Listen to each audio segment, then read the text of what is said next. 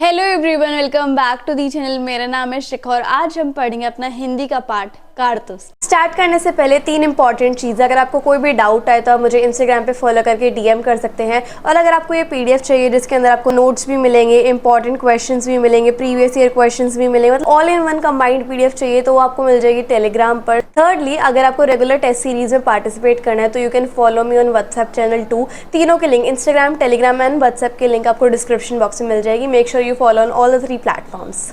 ठीक है, तो ये जो पार्ट है उसमें एक शूरवीर के बारे में बताया हुआ है कि वो कैसे अपनी जान पर खेल जाते हैं। किस लिए वो अपनी जान पर खेल जाते हैं। वो सिर्फ देश से अंग्रेज़ों को भगाना चाहते थे, इसलिए वो अपनी जान पर खेल जाते हैं। प्रस्तुत पाठ में लेखक ने 4 व्यक्तियों का वर्णन किया। मतलब इस पाठ में 4 कैरेक्टर्स हैं बेसिकली। कौन है? कर्नल, लेफ्टिनेंट, सिपाही और सवार। ठीक है, ये 4 कैरेक्टर ध्यान रखना। तो कर्नल और जो लेफ्टिनेंट होते हैं वो आपस में बात कर रहे होते हैं।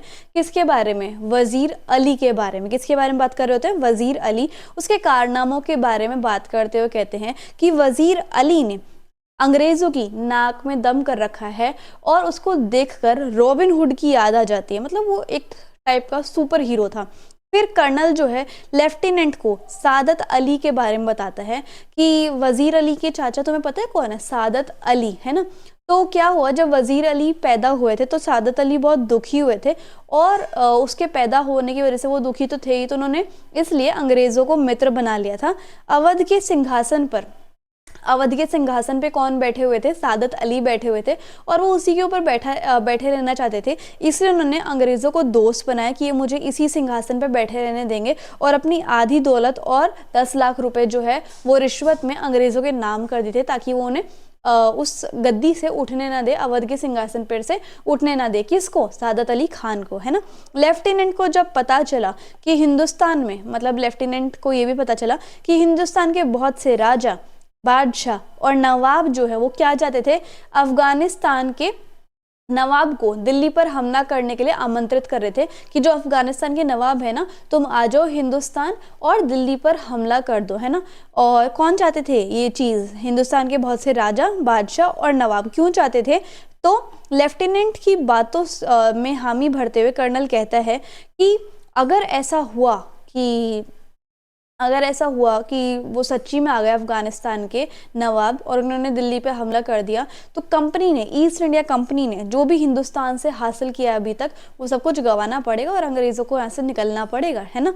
तो कर्नल की बात को सुनकर लेफ्टिनेंट जो है वो कर्नल से कहता है कि वजीर अली की आज़ादी की, अगर हम वजीर अली को आज़ाद कर देंगे तो सच में अंग्रेज़ों के लिए खतरा है, इसलिए अंग्रेज़ों को किसी भी तरह वजीर अली को गिरफ्तार करना ही चाहिए। तो कर्नल कहते हैं कि तभी तो उन्होंने पूरी फौज लगा रखी है कि वजीर अली का पीछा करो और उसे गिरफ्तार करो, है ना। और लेकिन वो बहुत साल से हमें धोखा दे रहा है। कौन? वजीर अली। ठीक है, तो वजीर अली बहुत ही ज़्यादा बहादुर आदमी था। वजीर अली ने कंपनी के एक वकील की हत्या भी कर दी थी। ईस्ट इंडिया कंपनी के एक लॉयर की, वकील की हत्या भी कर दी थी। क्यों हत्या करी थी? कर्नल ने हत्या की घटना का वर्णन करते हुए कहा कि वजीर अली को उसके पद से हटाने के लिए, कि जो उसका पद था उस पद से हटाने के लिए अंग्रेज़ों ने वजीर अली को बनारस भेज दिया था, एक तरीके से ट्रांसफ़र कर दिया था। कुछ महीने बाद गवर्नर जनरल वजीर अली को कलकत्ता में बुलाने लगे कि अब तुम कलकत्ता आ जाओ। मतलब बनारस तो था ही, ट्रांसफ़र हो गया था, लेकिन अब तुम कलकत्ता आ जाओ। कौन बुलाने लग रहा है? Governor general. ठीक है, वजीर अली ने कंपनी के वकील से शिकायत की कि गवर्नर जनरल उसे कलकत्ता बुला रहा है। वकील ने उसकी शिकायत पर कोई गौर नहीं करा और उसी को उल्टा सीधा सुनाने लग गया, बुरा भला कहने लग गया। तो उसके दिल में तो पहले ही, वजीर अली के दिल में तो पहले ही उसके अंग्रेज़ों के खिलाफ कूट कूट कर नफरत भरी हुई थी और वकील ने ऐसा व्यवहार किया तो उसको बहुत ज़्यादा गुस्सा आ गया और उसने चाकू से वहीं पर वकील की हत्या कर दी, है ना। तो कर्नल लेफ्टिनेंट को समझाता है कि वजीर अली किसी भी तरह नेपाल पहुंचना चाहता है। क्यों नेपाल पहुंचना चाहता है? वहां पहुंचकर उसकी ये योजना थी, ये स्ट्रैटेजी थी कि वो अफगानिस्तान का, हिंदुस्तान पर हमले का इंतज़ार करेगा कि अफगानिस्तान जो है वो हिंदुस्तान आए, दिल्ली पर हमला करे, है ना। और उसकी वो अपनी ताकत बढ़ाएगा, क्योंकि वो बेसिकली अफगानिस्तान का ही था। सादत अली को सिंहासन से हटा देगा और अवध पर अपना कब्जा कर लेगा और अंग्रेज़ों को हिंदुस्तान से निकाल देगा, इस तरीके से, है ना। तो अंग्रेज़ी फ़ौज और नवाब सादत अली खान के सिपाही बहुत सख्ती से, बहुत स्ट्रिक्टली वज़ीर अली का पीछा कर रहे थे और उनको ये भी जानकारी थी कि वज़ीर अली जंगलों में ही कहीं छुपा हुआ है।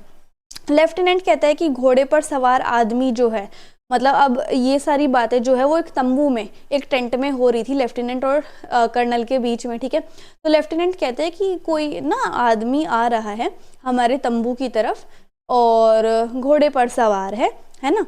तो ऐसा लग रहा है कि वो आ रहा है। तो घोड़े की तापों की आवाज़ जो है वो और भी ज़्यादा नज़दीक आने लग जाती है और अचानक से घोड़े के तापों की आवाज़ जो है वो रुक जाती है, ठीक है। सिपाही अंदर आकर कर्नल से कहता है, अब सिपाही आता है, कर्नल मतलब तंबू के बाहर जो सिपाही होता है वो अंदर आता है, कर्नल को कहता है कि वो सवार से मिलना चाहता है। कौन? जो घोड़े पर एक व्यक्ति आया था वो जो है वो किससे मिलना चाहता है? कर्नल से मिलना चाहता है, ठीक है। कर्नल जो है सिपाही को कहते हैं कि ठीक है उसे अंदर भेज दो। तो कर्नल जो है वो सवार से आने का कारण पूछता है कि हाँ भाई कैसे आना हुआ तुम्हारा। तो सवार जो है वो कहता है कि लाओ मुझे कुछ कारतूस दो। तो पूछता है क्यों? तो वो कहता है कि वो वज़ीर अली को गिरफ्तार करना चाहता है। तो ये सुनकर कर्नल जो है वो सवार को 10 कारतूस दे देता है। तो जब कर्नल ने उसका नाम पूछा कि तुम्हारा नाम क्या है, ये लो 10 कारतूस ले लो, ठीक है। तो सवार ने उस नाम बताया कि मैं वज़ीर अली हूँ, ठीक है।